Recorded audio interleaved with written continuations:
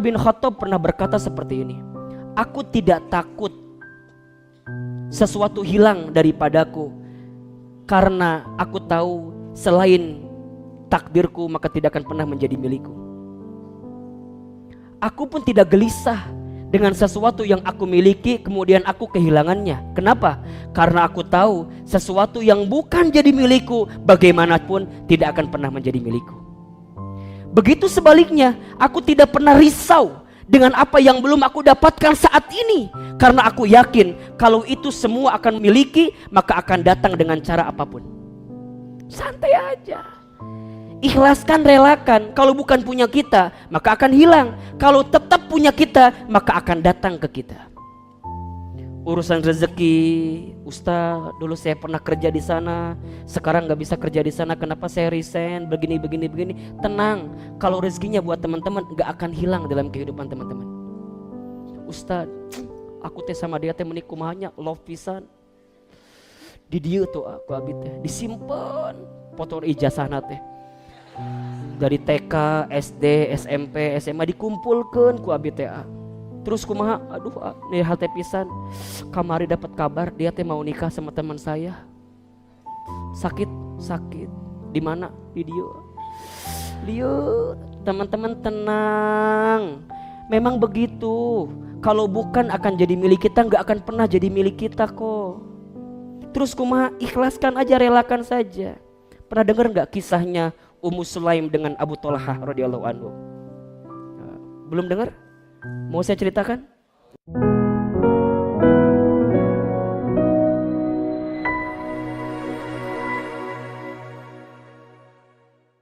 Yang membuat orang gak bisa ikhlas itu adalah takut dicela, takut dihina, takut dibully, takut direndahkan. Penilaian orang. Coba saya mau tanya, kalau teman-teman dihina sama orang, senang atau sedih? Nah, itu salah persepsinya. Kalau ada orang yang merendahkan kita, kalau ada yang mencela kita, harusnya kita senang. Kenapa? Di saat itu Allah sedang meninggikan derajat kita. Ahilman malah pengen kalau ada orang yang ngebully saya, ngehina saya, mencaci maki saya, gak apa-apa. Kenapa? Di saat itu Allah sedang menggugurkan dosa-dosa saya. Jadi kalau teman-teman sekarang banyak yang mencela teman-teman, yang menghina teman-teman, gak apa-apa. Itu bagus. Kenapa? Karena biasanya orang akan kelihatan titik nadirnya sebagai seorang manusia saat dia tahan dengan ujian, saat dia tahan dengan dicaci maki. Bukankah Rasul itu menjadi seorang yang sangat luar biasa menyikapi kehidupan karena beliau begitu banyak yang membencinya?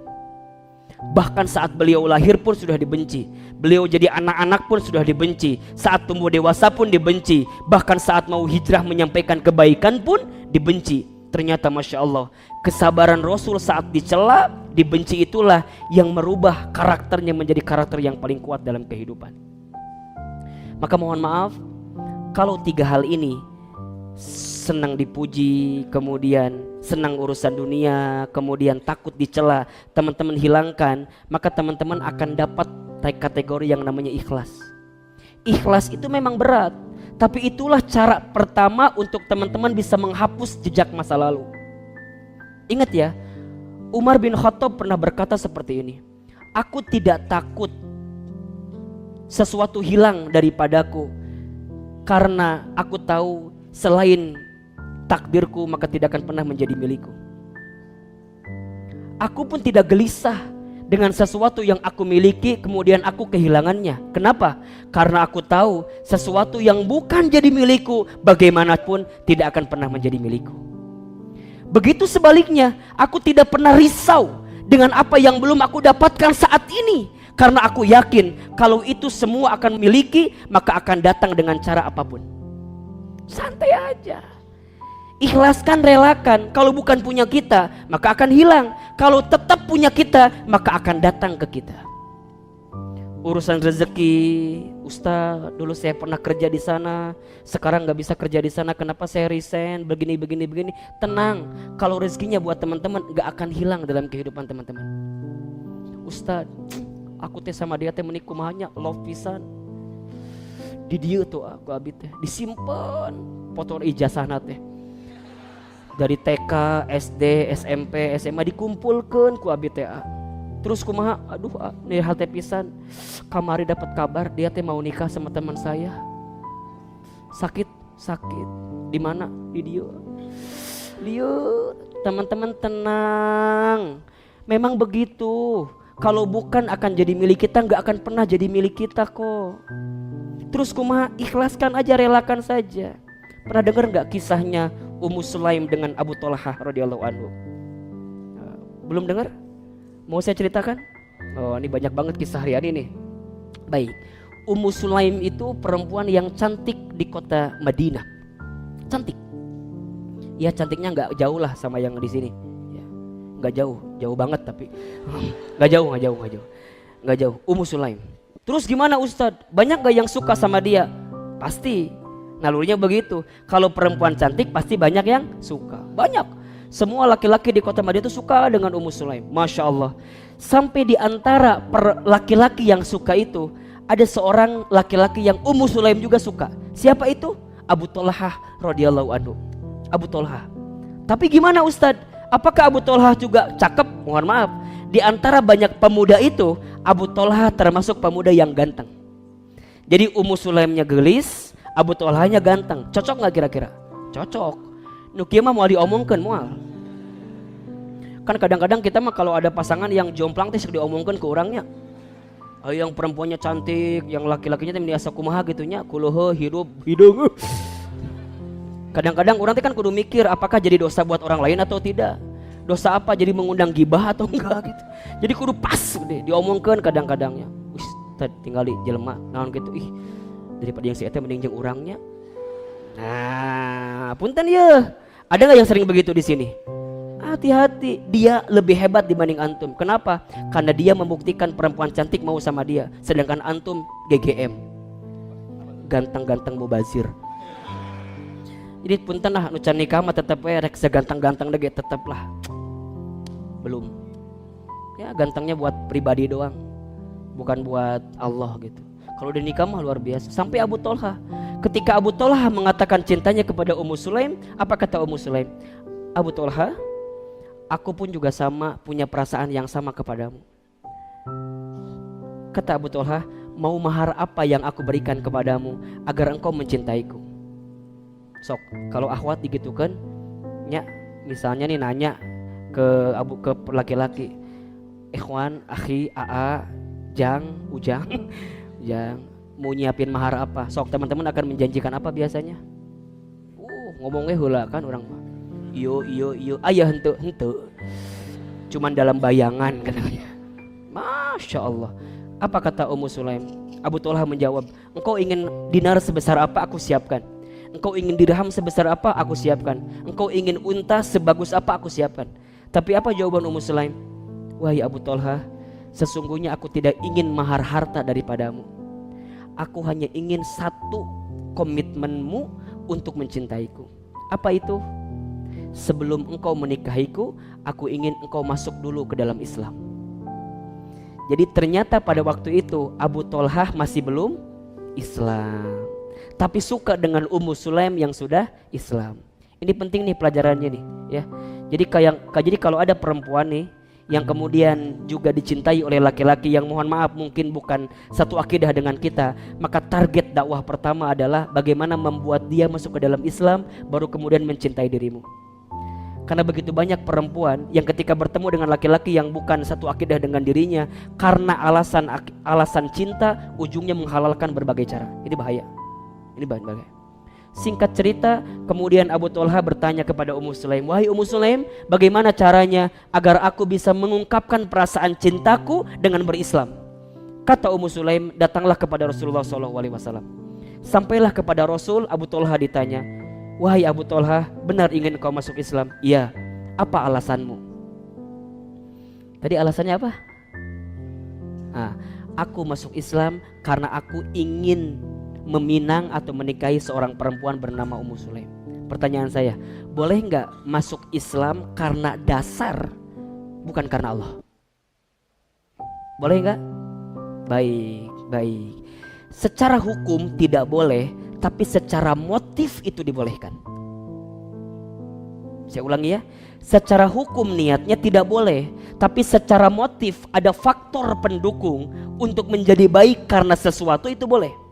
Contoh, teman-teman ngaji ke sini, boleh nggak kalau teman-teman ngaji ke sini itu karena ada orang yang diincar di pengajian ini? Boleh nggak? Boleh, boleh. Wow. Ini dia.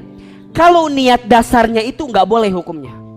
Tapi kalau teman-teman niatnya tetap karena Allah, dan setelah itu teman-teman mohon kepada Allah, ya Allah, atulah kumaha carana. Aku teh ngaji ke sini minimal ngaji plus. Bukan hanya dapat ilmunya, tapi insya Allah juga dapat jodohnya. Jadi niat dasarnya harus karena Allah, tapi motifnya urusan yang lain itu boleh. Yang tidak boleh, urusan motif yang lainnya didahulukan daripada Allahnya. Maka ketika Abu Thalhah ditanya, wahai Abu Thalhah, kenapa engkau ingin masuk Islam? Abu Thalhah menjawab, aku masuk Islam karena aku ingin menikahi seorang perempuan muslim bernama Ummu Sulaim. Kata Rasulullah, perbaiki niatmu. Karena sebagaimanapun engkau akan masuk Islam, tapi niatmu bukan karena Allah, maka niatmu itu tidak akan lurus dengan apa yang kamu dapatkan. Sampai kemudian Abu Thalhah diajak oleh Rasulullah, masuklah kamu ke dalam Islam dengan niatan karena Allah, dan memintalah kepada Allah dibimbing untuk mendapatkan kebaikan-kebaikan dalam Islam, termasuk mendapatkan siapa? Ummu Sulaim. Maka kata Rasul, kalau begitu baik, aku akan nikahkan dirimu dengan Ummu Sulaim, dan sebelumnya aku akan terima Islammu. Maka berkatalah, asyhadu alla ilaha illallah wa asyhadu anna Muhammadar Rasulullah. Masya Allah. Singkat cerita, Abu Thalhah ganteng, Ummu Sulaim cantik. Pasangan itu menjadi buah bibir di kota Madinah. Kalau bahasa kita mah jadi apa ya, couple goals banget gitu. Jadi pasangan yang sering dibicarakan. Wah, nya siga pasangan nu ayeuna lah, restu. Apa gitu kan. Dibicarakan sampai Masya Allah mereka itu menikah, kemudian jadi rumah tangga yang harmonis, sampai kemudian mereka punya seorang putra. Ketika punya seorang putra itu, maka Abu Thalhah mendapatkan ajakan daripada Rasulullah SAW untuk menyampaikan Islam ke daerah Afrika, tugasnya. Maka ingat kata Ummu Sulaim, wahai Abu Thalhah, kalau engkau mencintaiku, maka berkorbanlah untuk Islam seperti apapun. Jadi kalau teman-teman nih mau nyari yang ikhwan yang mencintai kita, jangan ngasih standar dasarnya tuh. Boleh menikahi saya, tapi syaratnya Islamnya benar dulu. Hafiz Quran 32 juz. 2 juznya mah tambahan gitu kan. 30-nya kan itu wajibnya, 2-nya sunnahnya lah, nggak apa-apa. Surat apa misalnya juz 30, juz 29, nggak apa-apa. Jadi target boleh. Kamu ikut dengan saya nikah siap, tapi tolong selesaikan bacaan kitab ini. Jadi tantangan jangan tantangan urusan dunia, tantangan akhirat. Sama kayak Ummu Sulaim, menikah boleh, tapi saat Rasul memanggil engkau harus berangkat. Sampai kemudian ketika perintah itu datang, Abu Thalhah yang lagi bahagianya karena punya anak, maka harus pergi ke Afrika. Singkat cerita, dalam sejarah itu diceritakan 3 tahun mereka berpisah. 3 tahun berpisah. Lagi hangat-hangatnya jadi couple goals, saling mencintai, tiba-tiba dipisahkan karena perintah Rasulullah SAW. Maka Abu Thalhah pergi ke sana. Bagaimana Ummu Sulaim? Ummu Sulaim rindu dengan Abu Thalhah? Iya. Abu Thalhah rindu dengan Ummu Sulaim? Iya. Masya Allah. Yang membuat Abu Thalhah juga kangen, bukan hanya kangen dengan Ummu Sulaimnya, tapi kangen juga dengan anaknya. Singkat cerita, pulang dari Afrika, kemudian Abu Thalhah sampai di rumah. Ketika sampai di rumah, Ummu Sulaim menyambutnya dengan hangat. Disiapin makanan terenaknya. Sampai kemudian malamnya pun Ummu Sulaim memberikan pelayanan maksimal kepada Abu Thalhah. Mereka seakan-akan menjadi suami istri yang baru merasakan malam pertama di malam itu. Jadi nikmat banget. Sampai ketika subuh, Abu Thalhah bertanya, wahai istriku, semalam aku baru pulang dan aku belum melihat di mana anakku.